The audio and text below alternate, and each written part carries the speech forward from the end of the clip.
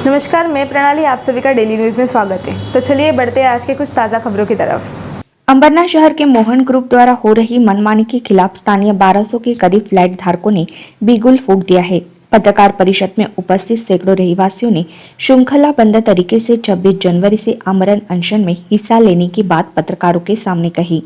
Builder के खिलाफ FIR दर्ज करके न्यायालय का दरवाजा खटखटाने के बावजूद भी 2 साल से कोई न्याय न मिलता देख 26 जनवरी 2022 के दिन मोहन सबरबिया इमारत संकुल के मुख्य द्वार के सामने सभी फ्लैट धारक श्रृंखलाबद्ध तरीके से आमरण अनशन पर बैठने की अनुमति मनोहर वजीरानी द्वारा पुलिस प्रशासन और अंबरनाथ नगरपालिका प्रशासन से पत्र व्यवहार करके की है।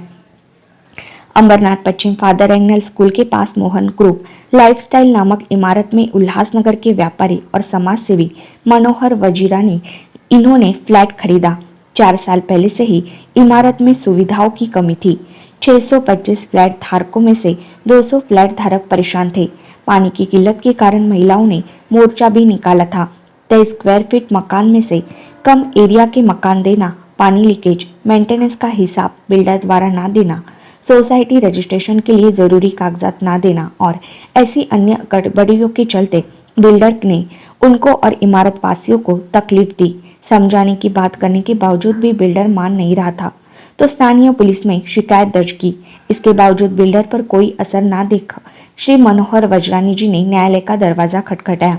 माननीय न्यायालय ने मुख्य प्रशासन को तहकीकात करके आईपीसी के तहत विभिन्न मामले दर्ज करने के आदेश दिए और इसी के चलते 29 फरवरी 2020 की देर रात अंबरनाथ पुलिस स्टेशन में मोहन ग्रुप भवन निर्माता जितेंद्र मोहनदास लालचंदानी, अमित गांधी, दीपक मनचंदा और अन्य अज्ञातों के खिलाफ आईपीसी दफा 420, 406, 407, 415 और महाराष्ट्र सदनिका अधिनियम मोफा कानून अंतर्गत 6, 10, 11 के तहत एफआईआर दर्ज की थी, परंतु 2 साल से कोई कार्रवाई नहीं हुई।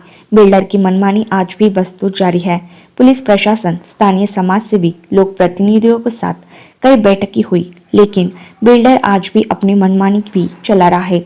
बिल्डर के खिलाफ एफआईआर दर्ज करके न्यायालय का दरवाजा खटखटाने के बावजूद भी 2 साल से कोई न्याय न मिलता देख 26 जनवरी 2022 के दिन मोहन सबरबिया इमारत संकुल के मुख्य द्वार के बाहर भी सभी 1200 फ्लैट धारक आमरण अनशन पर बैठने की अनुमति मांगी गई है। ऐसी जानकारी स्थानीय रहवासी एवं याचिकाकर्ता मनोहर वजीरानी द्वारा दी गई। बिल्डर के खिलाफ मनमानी की 23 विभिन्न मुद्दे उपस्थित हुए। 26 जनवरी से आमरण अनशन की चेतावनी देकर 1200 के करीब फ्लैट धारकों ने बिगुल फूंका। अंबरनाथ के मोहन ग्रुप की मनमानी के खिलाफ अनशन की चेतावनी के लिए इमारत के रहवासियों की पत्रकार परिषद आज संपन्न हुई। प्रेस कॉन्फ्रेंस लेने का कारण यही है कि आज हम लोग यहाँ पर 5.5 बरस से रह रहे हैं, मगर बिल्डर हमारी सुविधाएं नहीं दे रहा है। उससे कई बार मीटिंग हुई है, एफआईआर दाखिल की है, उसका कोई नतीजा नहीं निकला। बाद में हम लोगों ने उनसे पर्सनल मीटिंग की जिसमें उन्होंने एग्री किया कि हम आपको सब करके दे रहे हैं। उसके बाद में पाटिल जी के साथ में, जिसमें गांधी जी ने हमको राइटिंग में लिख के दिया है कि मैं आपके सब काम करके देने को तैयार हूँ। जो हमारी मीटिंग हुई थी उनका मेल भी उन्होंने दिया हुआ है कि हम सब आपको करके देने के लिए तैयार हैं। फिर भी करीबन एफआईआर दाखिल करके 2 बरस होने को है, 22 महीने हुए हैं, मगर अभी तक कोई कार्रवाई नहीं हो रही है। आपका इल्ज़ाम है कि सिंकिंग फंड के नाम पे जो पैसा निकाला गया था उसका भी अपहार हुआ है। अपहार हुआ है। क्या बताएंगे? जो हमसे इन्होंने सिंकिंग फंड लिया है उसका बिल्डर ने मिसयूज़ किया है, क्योंकि हमको जो बैलेंस शीट दी गई है उसमें कहीं भी उसका उल्लेख नहीं है। और दूसरी बात, कॉर्पस फंड का जो फंडा ये रहता है कि हम लोग जो कॉर्पस फंड भरते हैं वो उसको बिल्डर विड्रॉ नहीं कर सकता हमारी परमिशन के बगैर। फिर भी उन्होंने परमिशन के बगैर विड्रॉ किया। विड्रॉ करने की वजह से उनको ब्याज नहीं आ रहा है। ब्याज नहीं आने की वजह से हमारी जो कॉमन एमिनिटीज़ है वो ये नहीं हो रही है, मेंटेन नहीं हो रही है। सोसाइटी के लोगों को अभी क्या समस्याएं हैं? सोसाइटी के लोगों को बहुत सारी समस्याएं हैं, जैसे कि उन्होंने प्रॉमिस किया था कि हम आपको ये फैसिलिटीज़ देंगे, ये एमिनिटीज़ देंगे। अब तो हम लोग भी 5 बरस में थक गए हैं। हम लोग सोचते हैं कि अगर बिल्डर हमको एमिनिटी नहीं देता है, नहीं देना चाहता है तो चलेगा, हमारे लिए हुए 3-3 लाख रुपए हमको वापस दे दे। कॉर्पस फंड के नाम पे जो उसने ये सब मेंटेन करने के लिए पैसे लिए हैं, तो भी अगर मेंटेन नहीं कर सकता है तो वो फंड्स हमारे अकाउंट में ट्रांसफ़र कर दे। फेज़ 1 फेज़ 2 में हम लोग खुद ही उसको मेंटेन कर लेंगे। आपकी और क्या मांग है इसके अलावा? बस जो हमें फ्लैट बेचने के टाइम में जो उन्होंने हमको मतलब एग्री किया था कि हम लोग ये चीज़ आपको देंगे, हमको उतनी ही चीज़ें चाहिए, उससे बढ़ के एक भी चीज़ नहीं चाहिए। फिर अभी आपका अगला कदम क्या रहेगा? अगला कदम अभी देखते हैं, पहले तो आमरण उपोषण का है, उसके बाद में आपस में मीटिंग करेंगे। अगर नहीं हुआ तो लीगली हम लोग कुछ एक्शन लेंगे, रेरा कोर्ट में रेरा में जाएंगे या अपना कंज्यूमर कोर्ट में जाएंगे। क्या क्या कमिटमेंट दिए थे आपको उस टाइम पे 5 साल पहले? 5 साल पहले तो सर मेरे पास सब ब्रोशर है, अगर आप चाहो तो मैं आपको ग्रुप में सब भेज सकता हूँ। उनकी ब्रोशर की कॉपीज़ है, 5464 प्लस एमिनिटीज़ है, जो आप यूट्यूब पे आज भी देख सकते हो। क्या क्या है जरा मुख्य क्या है वो क्या क्या है? खाली क्या सबसे बड़ी एक मिनट तो पानी 24 घंटे का वादा किया था, पानी नहीं दिया है। गार्बेज डिस्पोजिशन सिस्टम जो कि अनिवार्य होता है किसी भी बिल्डिंग को ओसीसीसी मिलने से पहले, कारपोरेशन का या म्यूनसिपैलिटी का काम है कि वो कंफर्म करेंगे, अगर वहाँ पे वो लगा होगा तो उनको ओसीसीसी देते हैं, नहीं तो नहीं देते हैं। हमारे यहाँ पे आज हमको 7.5 बरस रहते हुए हो गए, किसी भी बिल्डिंग को ओसीसीसी मिलने से पहले कारपोरेशन का या म्यूनसिपैलिटी का काम है कि वो कंफर्म करेंगे, अगर वहाँ पे वो लगा होगा तो उनको ओसीसीसी देते हैं, नहीं तो नहीं देते हैं। हमारे यहाँ पे आज हमको 7.5 बरस रहते हुए हो गए, मगर आज तक उसको नहीं मिला है। इसके बाद में हाउस टैक्स का जो मैंने आपको बताया कि हम लोग रहने 2016 से आए हैं, मगर आज हमसे म्यूनसिपैलिटी 2015 से 25 फ्लैट का वो लोग कुछ भी हमको भाड़ा वगैरह नहीं दे रहे हैं, ना हमको मेंटेनेंस दे रहे हैं। उनके 25 फ्लैट का जो भी खर्चा वो हम लोग बेयर कर रहे हैं। लिस्ट पढ़ के बताइए। हाँ, P2T में वाटर टैंक नहीं है, फेज़ 2 और फेज़ 3 के बीच में उन्होंने वॉल नहीं बांधा है, जिससे हमको प्राइवेसी नहीं है।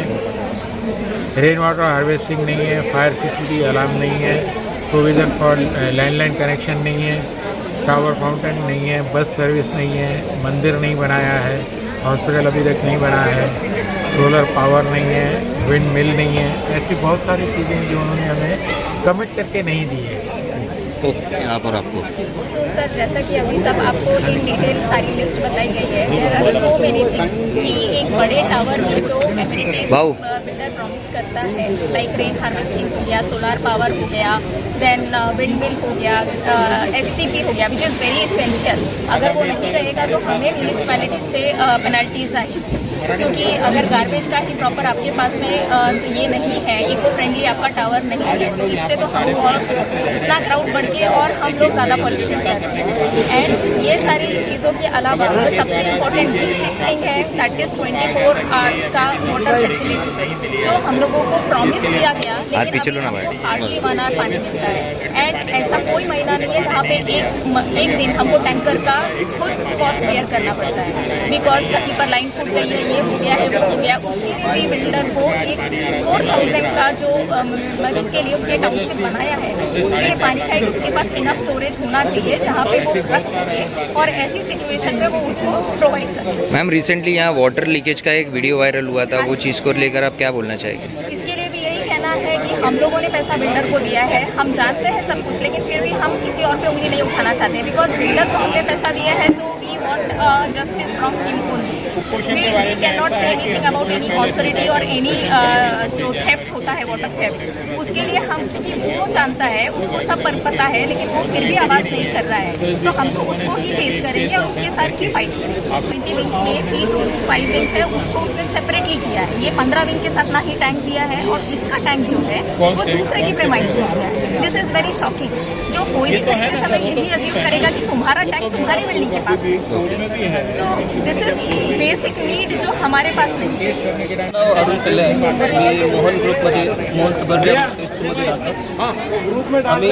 आम्हाला ते मोठे मोठे बॅनर दाखवतो की बाय युअर ड्रीम होम, आणि इथे राहून एक्सपिरियन्स झाला की हे ड्रीम होम कसलं ड्रीम होम, सर्व प्रॉब्लेम आहे, पाण्याचा प्रॉब्लेम, बेसिक प्रॉब्लेम। आम्ही मी R2 मध्ये राहतो, P2T ते मागचा 5 बिल्डिंगला मदर टँक फेज 2 मध्ये आहेच नाही, ते फेज 1 मध्ये आहे, ते कसं संभव? आम्हाला पाण्याचा पुरवठा फेज 1 मधून आहे, आणि ते जर आम्हाला अडवलं तर आम्हाला पाणी नाही, कसलं ड्रीम हो? मग तो गार्बेज डिस्पोजल सिस्टम 2 वेळा असं झालं की AMC बोललं की आम्ही घेणार नाही तुमचा कचरा, कसला ड्रीम होम, कचराच उचलून घेणार नाही, आमचा कचरा दारात पडणार तर कसला ड्रीम होम. मग आपल्याला ते क्लब हाऊस आम्ही महाग पूर्ण मध्ये फ्लॅट जर 1 BHK परचेस करायला जातो तर आपल्याला 25 लाख मॅक्सिमम द्यावे लागतं. आम्ही 36 लाख दिलेले आहे, ऑलमोस्ट 10 लाख जास्त दिलेलं आहे. कशासाठी? ॲम्युनिटीजसाठी. आणि आम्हाला ॲम्युनिटीज काय? 0. कुठलाही ॲम्युनिटीज मेंटेन नाही झालेला आहे. कसलं ड्रीम होम. मग door security, rain water harvesting हे काहीच दिलेलं नाही. डमी रेन वॉटर हार्वेस्टिंग आहे ड्रीम होम. कसलं ड्रीम होम. मग सिक्युरिटी अलार्म ते नाही आहे. हॉस्पिटल कन्स्ट्रक्शन आम्ही जर फ्लॅट घ्यायला गेलो होतो तर बोला 6 फ्लोअरचं हॉस्पिटल असणार. 5 वर्ष झालं अजून पण हॉस्पिटल नाही. आता तुमची काय मागणी असणार आहे? माझा मागणी आहे की मिनिमम रिक्वायरमेंट जे आम्हाला पाहिजे, जे तुम्ही कमिटमेंट केलेलं आहे राहायला ड्रीम होमसाठी, ॲटलिस्ट ते आम्हाला कंप्लीट करू. जर ते पूर्ण नाही झालं तर तुम्ही काय करणार पुढे? आम्ही सगळे मिटून मीटिंग करून आम्ही बघू काय नेक्स्ट कार्यक्रम काय करू शकतो. ओके.